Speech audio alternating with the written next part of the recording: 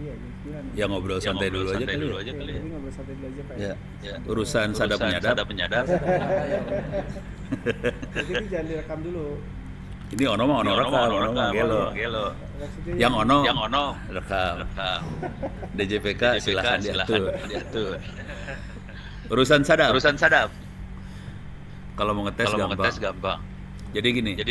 End to end kalau dua orang ngomong di WhatsApp nggak bisa nyadap. Kalau dua orang ya. Dia punya end to end encryption. Jadi WhatsApp-nya nggak bisa. Nah, pertanyaannya, WhatsApp yang punya siapa? Perusahaan satu perusahaan apa? Sama Facebook. Pertanyaan kedua, Facebook dapat duit dari mana? Dari iklan. Oke. Ini kita mainnya data science banget nih. Data science sih sebenarnya. Asli data science. Pertanyaannya, supaya iklannya cocok, gitu ya. Yang dilakukan Facebook apa? Supaya iklannya benar-benar targeted, cocok banget. Apa? Biasa benar. Aduh, lu banyak ngomong semuanya bingung gua. Satu-satu atuh. Kenapa? Analisa percakapan. Apalagi kebiasaan. Jadi dia nganalisa ya. Analisa apa yang kita posting, yang kita baca, dianalisa. Nah, WhatsApp kan punya Facebook. Dia butuh analisa. Semuanya dianalisa. Termasuk dia tahu handphone kita kan. Tahu karena buat two factor authentication, buat recover, masukin HP. Jadi dia ngehubungin antara HP kita sama percakapan kita di WhatsApp. Bisa nggak disadap? Bisa. Caranya sadap. WhatsApp itu akan nyadap grup. Kalau yang dua orang nggak bisa disadap karena end-to-end encryption. Kalau grup, cara kerjanya kan kita ngirim message-nya ke grup server. Jadi dia end-to-end-nya antara kita sama grup server. Di grup server dibuka sama WhatsApp. Kemudian di-encrypt lagi end-to-end ke masing-masing anggota grup. Di grupnya kebaca. Dari apa yang dibaca dia bisa tahu kita suka apa. Nah, cara ngeceknya gampang. Bikin grup baru. Jadi grupnya bikin baru yang kita nggak pernah ngobrolin. Misalnya kita ngobrolin soal mancing. Pokoknya kita nggak pernah ngobrolin sebelumnya, bikin grup baru, ngobrolin itu, lihat iklan di Facebook. Keluar, jangan khawatir. Terus udah gitu handphone lo. Disadap kagak? Makin stres kalau mau sono. Disadap nggak handphonenya? Hah? Jadi gini. Ini cerita yang sopannya ya. Cerita yang sopan. Saya nggak cerita yang nggak sopan. Ada yang nggak sopan soal. Yang sopannya kira-kira gini. Si operator pasti nyatet. Kita nelpon siapa. Ke siapa, jam berapa, kapan. Dicatat semua kan? Dan pertanyaannya, operator tahu nggak posisi handphone ada di mana? Tahu. Jadi operator tahu posisi handphone ada di mana. Bahkan handphone kita seringkali juga dapat posisinya bukan dari GPS, dari operator. Karena operator ada 3 tower langsung kita bisa triangulasi dapat posisi handphonenya. Jadi selain dia tahu kita ngomong kemana, dia tahu kita jalan kemana. Posisi kita tahu. Dan jujur di semua operator itu ada orang data analisnya. Mereka menganalisa perilakunya kita. Nelpon siapa, kapan, jalan kemana, dieksploitasi jadi iklan sama kayak di toko online segala macam. Duitnya kencang. Asli. Sakit dulu pada. Jadi yang namanya dunia data analis ini di mana-mana sih mereka berusaha pakai data itu untuk mengeksploitasi jadi duit. Gitu aja sih. Cuman mereka sebetulnya tahu pribadi masing-masing orangnya tahu sebetulnya. Cuman kan ada PDP nih, perlindungan data pribadi. Jadi nggak boleh dieksploitasi data pribadi sebetulnya. Kalau mereka mau eksploitasi ya bisa. Gampang. Contoh lain. Ini udah beres ya. WhatsApp disadap, Hebo disadap. Contoh lain lagi. Toko online nyadap kita nggak?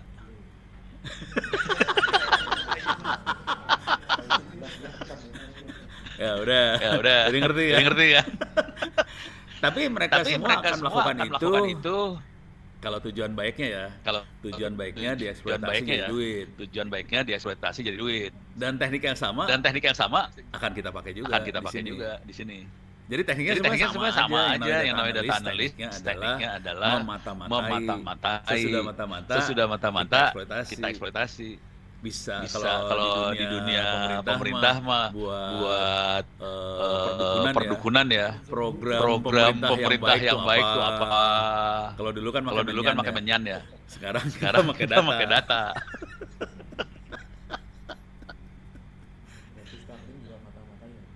Sangat. Yang seru mereka akan bisa mata-matain kalau jaringannya punya mereka. Starlink kan jaringannya punya mereka. Ya, dia bisa mata-matain kita, gampang sih mata-matain. Google juga mata-matain kita kan. Iya, udah beres dah.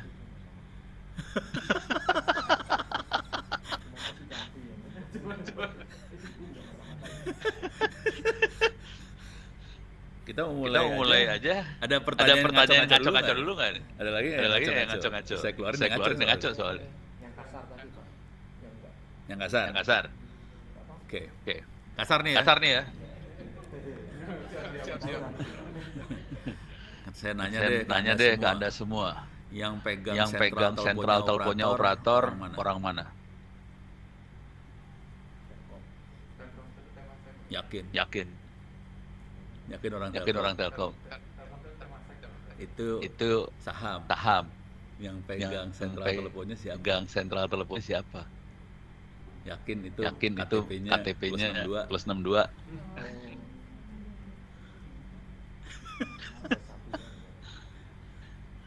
Bukan plus 1. Jadi kalau tahu peralatan jaringan telekomunikasinya kita, terutama Telkom, yang ada di bawah itu Cina.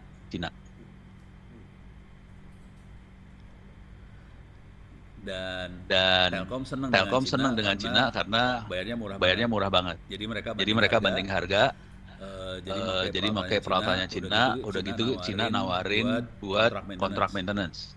Jadi Telkom nggak usah pusing urusan maintenance, semua maintenance, operasi segala macam dikerjakan sama Cina. Telkom yang pakai KTP Republik Indonesia tugasnya adalah cari pelanggan, cari duit. Yang pegang passwordnya Cina. Semoga ikhlas. Terus udah tahu lo konsekuensi yang pegang password, dia bisa akses ke sentral telepon. Karena dia bisa akses ke sentral telepon, dia bisa ngerekam semua pembicaraan. Semuanya direkam. SMS, semuanya direkam.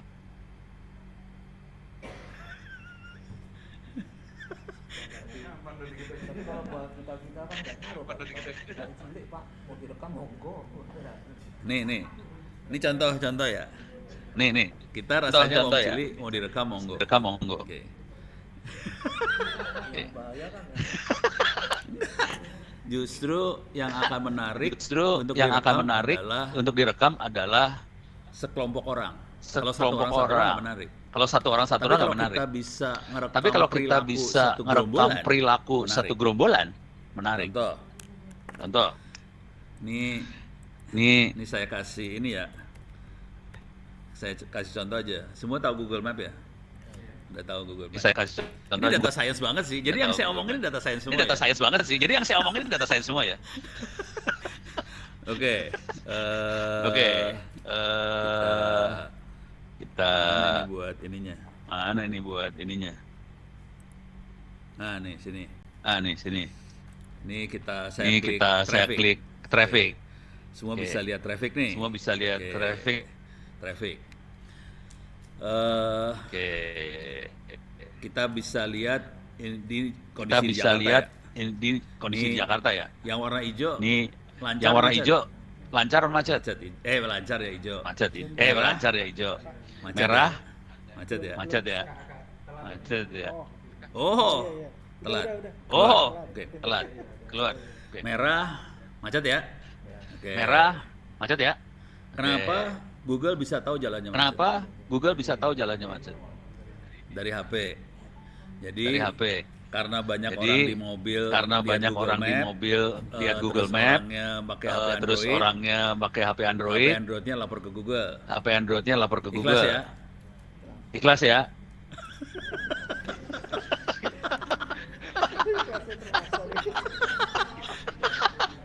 Nggak ada pilihan.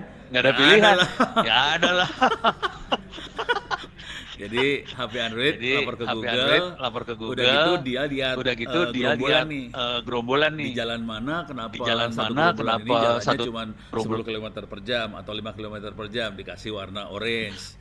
Kalau jalannya 0 km per jam kasih warna merah. Kalau jalannya 0 km per jam kasih warna merah. Kalau jalannya 60 km per jam, 80 km per jam kasih warna hijau. Nih, sekarang saya kasih lihat yang rada gelonya. Pernah lihat Google Map jadi dukun? Belum. Ini kan cuma deteksi aja. Ini klasifikasi kategorinya ya. Kalau di dunia data science ini namanya klasifikasi doang. Kita ngelihat data, terus kita klasifikasikan. Ini macet atau lancar. Pernah lihat dukun belum? Belum. Jadi kalau main data science ada dua ilmu sebetulnya. Satu klasifikasi, satu dukun. Ini klasifikasi. Saya kasih lihat dukunnya nih sekarang. Ih, bener. Kita masuk ke Tangerang ya. Ini ke Tangerang nih. Dari Tangerang ke Jakarta. Dari Tangerang ke Jakarta. Tangerang ke. Oh, delay ya? Agak delay ya? Oke, saya ambil jalur yang Kebon Jeruk lah, biar kelihatan lebih enak. Oke, ini urusannya Tangerang. Kok di sana beda ya? Oh, di tim situ nggak apa-apa. Oke. Ini Tangerang Jakarta. Tangerang Jakarta. Tolong perhatikan macetnya. Ini kan tulisannya live now. Macetnya di sini ya? Perhatiin baik-baik. Saya rubah di part add. Sama aja sama live now sebenarnya. Di part add sama aja sama live now sebenarnya. Sorry. Ini kunaon. Ini nggak bisa di ini. Ini nggak bisa ditutup kumacaranya nutup nih teh. Gini aja dah. Ini kita bisa lihat macetnya ya, udah. Oke. Sekarang saya pindah. Ini harinya hari Selasa. Tanggal 21 Mei. Saya geser ke besok. Udah kejadian belum kalau besok? Nebak dukun doang kan? Belum kan? Yang bisa nebak dukun doang kan? Tolong perhatiin. Kita pindah ke besok nih. Tolong perhatiin macetnya. Nih pindahin sini. Macetnya sama nggak? Warna macetnya sama nggak? Beda ya? Itu Rebo ya? Rebo ya. Kamis. Sorry. Warung makan Pak. Min. Balik lagi saya balikin ke Tangerang lagi lah. Oke.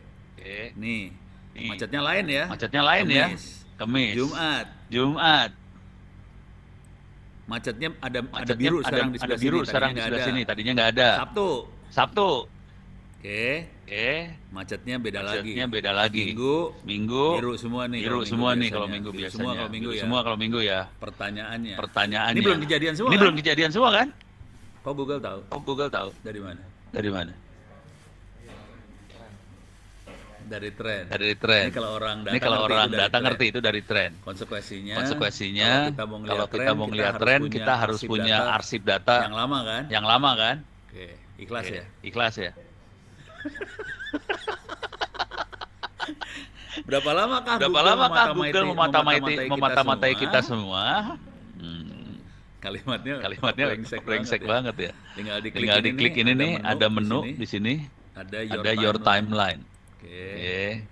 Saya klik menu your timeline. Ini semua data science loh ini. Asli data science banget. Ini Google memata-matai Ono. Ono sengaja Ono buka sih, sengaja biarin aja lah biar orang bisa ngelihat akhirnya kalau Ono lagi demo. Oke. Dia memata-matai Ono sejak tahun 2009 sampai 2024. Setiap hari, setiap jam di mata-mata posisi HP ada di mana. Kemarin misalnya Ono nih jalan dari Jakarta. Saya berhenti di daerah mana nih? Terus Purwakarta, terus baru berangkat ke Bandung, kelihatan. Sebelumnya enggak ada launching inilah provider anak-anak. Nih sebelumnya saya kemana? Kelihatan setiap hari kita kemana, dan dia memata-matain jutaan HP setiap hari kemana. Dia tahu kondisi jalan setiap hari. Sekarang hari apa? Selasa. Bulan Mei, minggu keberapa ini ketiga, kondisi hari Selasa kira-kira bakal kayak gimana. Dia memata-matai selama belasan tahun tadi ya. Jadi dia bisa nebak. Gitu. Jadi dukunnya dia pakai forecasting sih. Regresi ini sebenarnya regresi doang kalau orang statistik ngelihatnya. Gitu. Terus ya.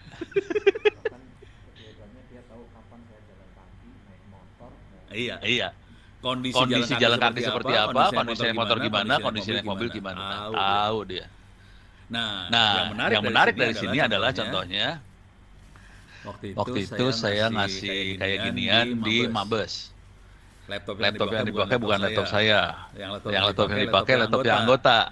Loginnya pakai login anggota dong. Kelihatan dia tiap hari jalan kemana. Jadi tadi pertanyaan bahwa saya orang biasa nggak penting. Enggak juga. Untuk kita pribadi nggak penting. Kalau dilihat sebagai kelompok, kacau ceritanya. Bagaimana? Ini baru pemanasan doang. Oke. Hah?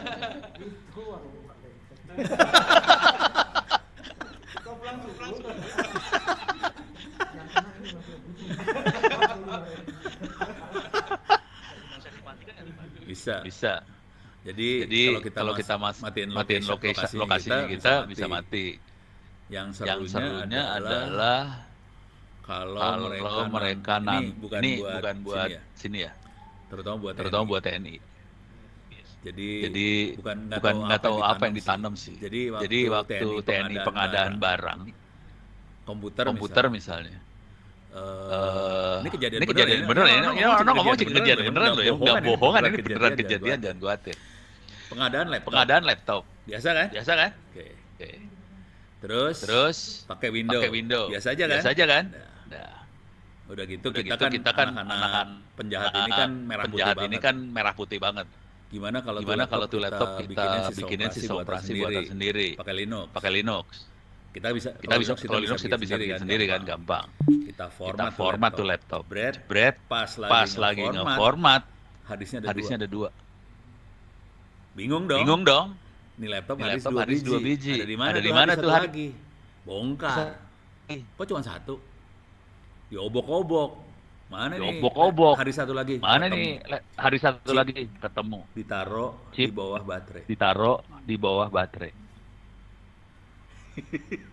Jadi kalau buat Anda mungkin kejadian tidak separah itu.